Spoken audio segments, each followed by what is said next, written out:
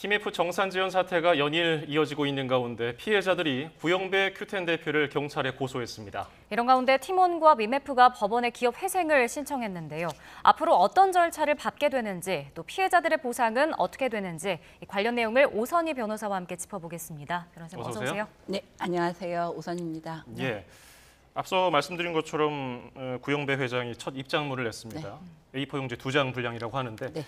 아직까지 모습을 드러내지 않으면서 그 입장문 내용에는 지분 매각하고 사재를 출연해서 수습하겠다고 얘기를 했습니다. 소비자 피해 구제에 어느 정도 길이 열렸다고 평가합니까? 아니면 어떻게 보십니까?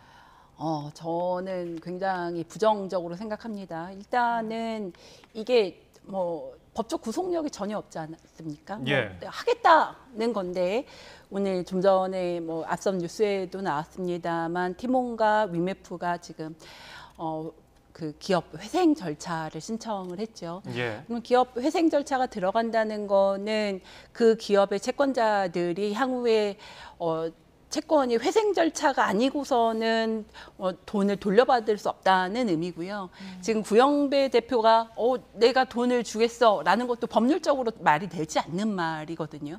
그리고 고객에게 돈을 내가 개인 자산을 주겠다는 것도 개인 자산이 얼마큼 되는 건지, 그리고 큐텐의 지분이 앞으로 큐텐이라는 기업이 어떻게 기업 가치가 바뀔지는 아무도 모르는 거거든요. 예. 그렇기 때문에 저 말 자체로는 훌륭한 것처럼 보이지만 실제로는 어떤 법률적인 의미도 없고 실제적으로도 이 이후의 행동으로 보건대 전혀 피해를 회복할 수 있는 어떤 의미도 없다고 생각은 듭니다. 네.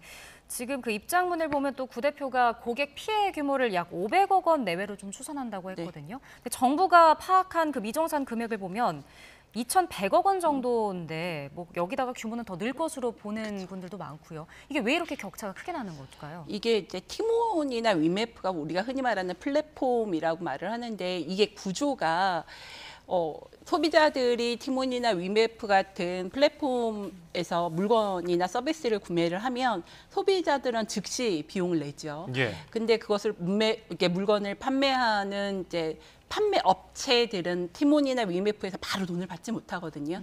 그래서 소비자들이 구매 확정을 하고 물건을 서비스를 다 이용한 이후에 이 위메프 등에서 돈을 주는데요. 그 기간이 최소 40일에서 80일 정도의 기간에 이렇게 중간 기간이 있습니다. 네. 그러니까 지금 어느 기간부터 정산이 미정산이 되었는지 물건을 받은 소비자의 규모를 어떻게 계산을 할 건지에 따라서 계산의 격차는 심할 것이고요. 이게 구영배 대표 쪽에서는 최대한 본인에게 유리하게 계산을 한 것으로 보입니다. 소비자들이 만약에 물품을 취소하거나 반품을 요구하거나 하는 경우에는 당연히 피해 규모는 늘어날 것이고 이제까지 돈을 못 받은 지금 판매 업체 기준으로 하면 더 늘어날 것이기 때문에 구영배 대표가 오늘 500억 정도다라고 말한 것 자체로도 이게 지금 피해를 회복하려는 의지가 그렇게 크지 않구나. 또 이 금액 정산의 방법에서도 느껴질 수 있습니다. 예. 티몬과 위메프는 앞서서 회사에 찾아온 일부 피해자들 그리고 요청한 고객들에 한해서 환불 절차를 진행했는데 지금은 또 자금이 부족하다고 해서 중단된 사태입니다. 네. 처벌 가능성에 대해서는 어떻게 보세요? 이제 첫 번째로는 이제 전자상거래법에 의하면 고객에게 환불을 요구하면 3일 이내에 취소를 해줘야 돼서 취소를 해주지 않으면 공정거래위원회에서 이것에 대해서 과징금을 내게 하거나 내지는 공정거래위원회에서 고발을 하면 처벌도 가능하거든요. 근데 다만 지금은 이게 과징금 차원에서 해결될 문제가 아예 아니고 만약에 티몬이나 위메프가 이렇게 대규모 소비자들이 취소할 때에도 환불을 해주지 못할 정도로 돈을 이미 회사에 가지고 있지 않은 상태로 사용을 이제까지 하고 있었다고 하면 법리적으로는 사기죄가 성립할 수도 있을 텐데 이거는 내부적으로 지금 계속 이런 정황들이 확인되고 있어서 이게 추후에 수사가 되게 필요한 영역이라고 생각이 듭니다. 네, 앞서 저희 뉴스로도 전해드렸는데 피해자들이 이제 큐텐 본사 앞에 모여서 구영배 대표 등을 경찰에 고소했잖아요. 이거 어떤 혐의인 건가요? 이제 첫 번째로는 사기인데요. 사기가 되는 거는 아까 말씀드린 대로 이게 소비자들은 물건을 살 때, 서비스를 구매할 때 돈을 냈고 판매 업체는 아직 돈을 못 받은 상태로 40일에서 80일 정도의 기간을 위메프나 티몬에서 돈을 가지고 있는 것인데 그러면 소비자들이 환불을 요청할 때는 그 돈을 돌려줘야 되고 만약에 물품 구매를 확정하면 이거는 업체에게 줘야 하는 돈이잖아요. 예. 근데 이 티몬이나 위메프에서 자기네가 가져가고 다음에 구매하는 소비자들 거를 돌려막기 형태로 지금 사용하다가 이 상황이 온 거거든요. 네. 그렇다고 하면 앞으로 누가 물품 구매를 하더라도 판매 업체에게 돈을 줄 수 없는 정도의 유동성 위기를 겪고 있었다. 그리고 이게 앞으로 다음 달에 결제할 대금이 전혀 없었다. 그럼에도 불구하고 계속 회사의 자금을 다른 곳에 끌어다 쓰고 있었다. 의 고의가 어느 정도인지에 따라서 사기는 당연히 성립할 수 있고요. 네. 그 다음에는 이제 업무상 횡령, 업무상 배임 같은 다른 경제적 범죄들도 이 돈이 업체들에게 지급되어야 하기 때문에 보관할 의무가 있다고 전제가 된다고 하면 나 이거 판매 업체들한테 줘야 하는 수수료 빼고 다 돌려줘야 하는 돈인데 네. 회사 운영 측에 운영하는 사람들이 마음대로 빼다가 다른 데 투자하는 비용이나 이런 데 다 마음대로 썼다. 그러면 운영상의 문제점이 드러나게 되면 이것이 횡령이나 배임으로 더 적용이 될 가능성도 있습니다. 예. 그러면 TMF 피해자들이 법정 공방을 통해서 이 소송을 진행하면 손해를 어느 정도 좀 보상받을 길이 있을까요? 근데 이게 형사적으로 범죄가 성립되는 것과 피해자들이 민사적으로 피해가 회복되는 것은 완전히 별개라는 측면이 제일 안타까운데요. 예. 피해자들이 사기 피해가 입증돼서 처벌이 된다고 하더라도 돈이 없으면 가해자가 돈을 가지고 있지 않으면 돌려받을 수는 있는데 법률적으로 돌려받을 현실적으로 그 사람들이 돈을 갖고 있지 않으니까 현실적으로 돌려받지 못하는 경우가 실제로 굉장히 많거든요. 예. 그러니까 이것도 지금 위메프나 티몬이 실제로 돈을 갖고 있지 않아서 기업 회생 절차가 들어갔다고 한다면 그것 자체로 피해자들이 앞으로 피해 회복이 될 것인가에 대한 걱정은 굉장히 큽니다. 근데 과거에 보면 2021년도에 머지 포인트 사태와 그쵸. 되게 비슷하다 이런 얘기가 나오잖아요. 네. 당시에는 똑같이 피해자들이 소송 나섰었는데 이때 사기죄라든지 이런 게 적용이 됐던 건가요? 사기죄가 적용이 됐고 실제로 민사소송에서도 승소를 피해자들이 하셨거든요. 예. 근데 이것도 좀 전에 말씀드렸던 것과 똑같습니다. 그러니까 법률적으로 승소를 해서 돈을 받을 권리가 생기고 판결문에 A가 B에게 돈을 지급하라 이렇게 쓰여진다고 해도 실제로 집행하는 것, 돈을 실제로 돌려받는 것은 돈을 갚을 사람이 돈이 있어야 돌려받을 수 있는데 이 사람이 돈 없다, 배째라 이러면 그때부터는 판결만 있을 뿐이고 실제로는 돌려 못 받는 경우가 있어서 네. 실제로 집행받을 수 있나 이거에 대한 걱정은 남는 거죠, 여전히. 그러니까요. 그래서 지금 기업 회생 신청을 티몬과 위메프가 법원에 했기 때문에 네. 이게 어떤 절차를 진행하게 됩니까? 기업이 회생 절차가 들어가면 이거는 이제 법원이 관리 감독을 하면서 이 기업을 향후에 어떻게 할 것인가의 절차 들어가는 거거든요. 근데 네. 법원이 이게 실제로 회생이 되는 건가, 그러니까 신청이 들어왔으니까 허가 과정이 있고요. 허가가 되면 회생 결정이 나면 앞으로 법원이 심사를 해서 법정 관리라는 걸 합니다. 그래서 네. 계좌를 선임하고 재산 파악을 해요. 그래서 전체 가지고 있는 재산을 파악을 해서 이게 앞으로 기업을 계속 하는 게 맞는지 아니면 그러니까 기업을 이제 없애는 거죠. 청산을 하는 게 맞는지를 평가를 하고 그 평가에 따라서 기업을 청산을 하거나 회생하는 과정에서 회생 절차를 들어가면 어떻게 계획을 세워서 어떤 빚을 어떻게 갚을까? 이런 계획표를 봤거든요. 근데 문제는 이런 회생 절차에 따라서 네. 계획이 완결이 돼서 법원에 허가가 날 때까지 이 기업의 채권자, 즉 이 사건 여기서는 소비자 또는 이 지금 위메프나 티몬에서 물건을 판 소상공인들 거기 판매한 셀러분들은 돈을 전혀 받으실 수가 없습니다. 그러니까 이 회생 절차에서 이 긴 회생 절차 안에서 법원의 회생 절차 도장 찍으실 때까지는 전혀 돈을 못 받으시는 거예요. 그러니까 채권자는 돈 못 받고 그대로 기다려야 되는 엄청난 상황에 지금 부딪히고 심지어는 회생 절차에서 뭐 15%씩 받아라 이러면 그 나눠주는 대로 그만큼밖에 못 받거든요. 그러니까 이 회생 절차에 들어갔다는 것 자체로 채권자 돈을 받아야 하는 제 생각에 지금 여기서 물건을 판매하셨던 판매업자들한테는 굉장히 큰 피해가 예상되는 상황인 거죠. 예. 그러니까 돈을 그 거액을 결국은 정산받지 못하는 피해자들이 있을 수밖에 없다 이런 말씀이시네요. 너무너무 그렇습니다. 그리고 회생 절차에서 뭐 몇 프로나 주라고 결정이 날지는 모르겠지만 네.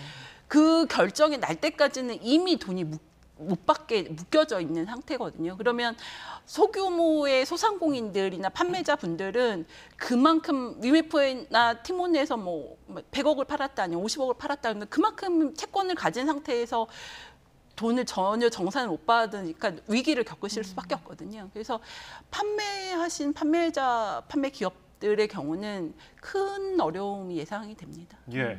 법원이 재산 보전 처분을 내린다면은 일부 채무에 대해서는 탕감할 이유가 없게 되는 거니까 그렇죠. 지금 불안해하는 분들이 있는데 그렇죠. 이거 이런 식으로 되면은 이 티몬과 위메프가 일부러 기업 회생 절차를 좀 의도적으로 신청한 거 아니냐 이런 비판도 있을 것 같은데요. 당연히 그런 비판이 가능하고요. 심지어는 지금 오늘은 구영배 대표가 내 개인 사재를 털어서라도 갚겠다라고 발표하고 오후에 보니까 기업 회생 절차 같은 날 들어가면 당연히 구영배 대표에 대한 진정성이 의심이 되고 예. 지금 이 상황에 있는 다른 지금 그 판매업자분들이나 소비자의 경우는 법적 조치를 취하기 굉장히 어렵게 돼버렸거든요. 그러면 이거 일부러 한 거 아니냐라는 의심을 할 수밖에 없고 이제 다만 회생 절차에서 법원이 이 회생 신청을 받아줄 것인가 말 것인가는 이제 법원의 시간이 시작된 거죠. 네. 지금 뭐 검찰도 그래서 이번 사태 중대성을 좀 관련해서 내부적으로 법리 검토에 들어갔는데 보통의 이제 고소고발을 담당하는 건 형사부잖아요. 근데 그렇죠. 반부패부가 검토에 나섰더라고요. 네, 이제 고소고발이 시작이 되면 고소고발장을 받은 형사부에서 수사를 하는데 지금 선제적으로 반부패부에서 고소고발 없어도 법리 검토를 먼저 하고 네.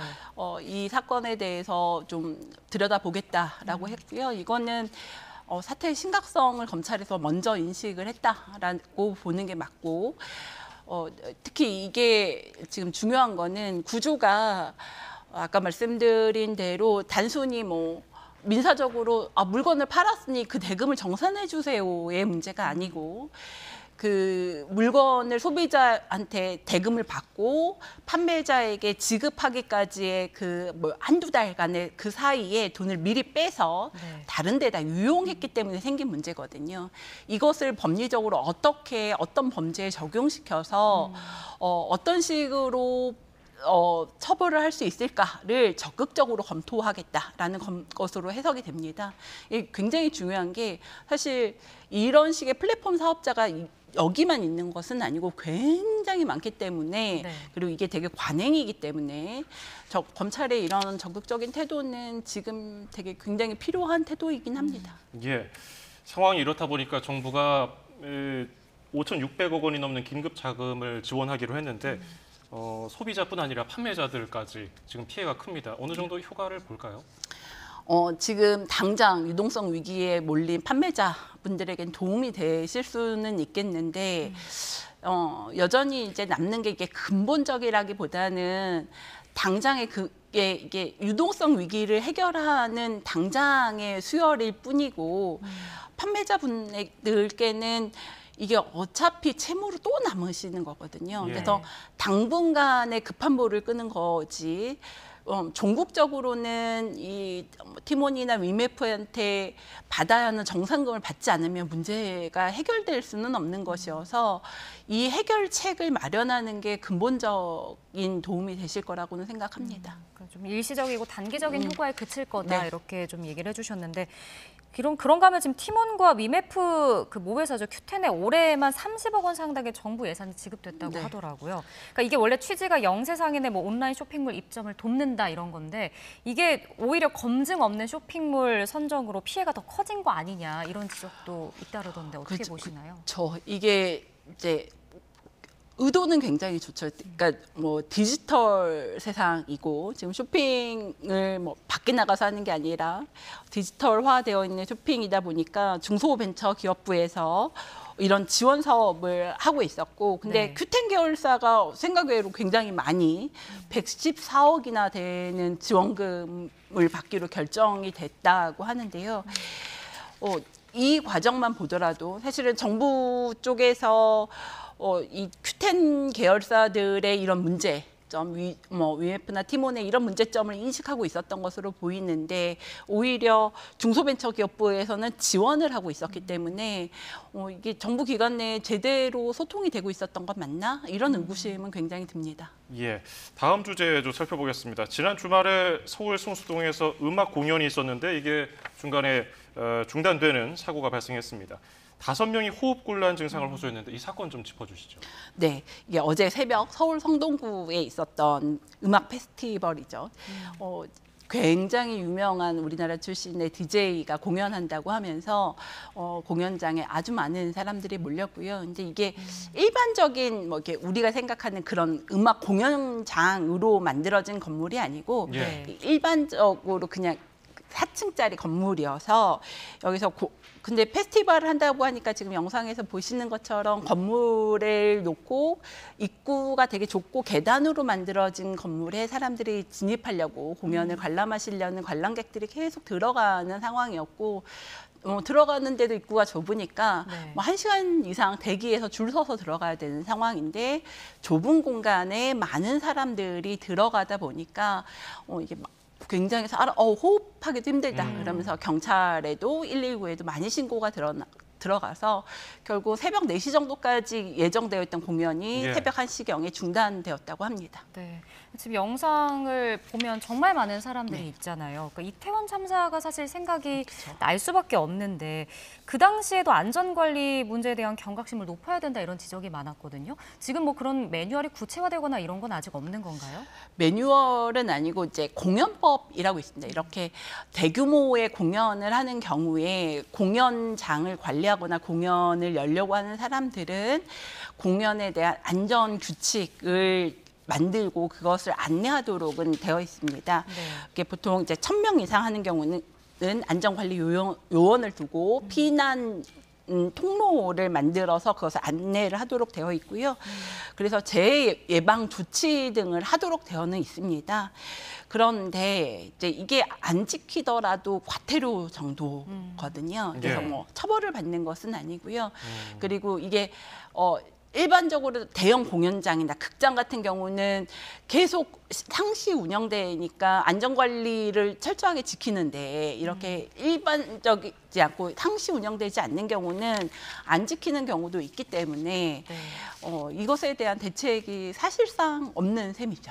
예, 이 공연장이 소방 추산으로는 4,000명 이상이 몰렸다고 하더라고요. 네. 근데 실제로 보면은 한 3,800제곱미터 정도 크기라서 2,000명 정도밖에 수용 못하는 공간인데 2배 정도 몰렸다는 거. 네. 이거 만약에 기준선을 지키지 않았다면 이 부분을 좀 조사해봐야 될 것 같은데요. 그렇죠. 그러니까 이게 티켓이 이 정도 판매가 되어서 실제로 들어갈 수 없는데도 이만큼 팔았고 들어간다고 하면 사람들이 다치거나 죽을 수 있다 정도를 공연을 기획한 쪽에서 예상할 수 있었다고 하면 네. 실제로 수사를 해서 처벌할 수도 있다고 생각은 합니다. 근데 지금 공연 기획한 쪽에서는 전혀 아니다라고 얘기를 하고 있어서 이 부분은 좀 수사를 통해서 밝혀져야 한다고 생각은 듭니다. 네, 알겠습니다. 오늘 말씀 여기까지 듣겠습니다. 지금까지 오선희 변호사와 함께 이야기 나눠봤습니다. 오늘 말씀 고맙습니다. 네, 감사합니다.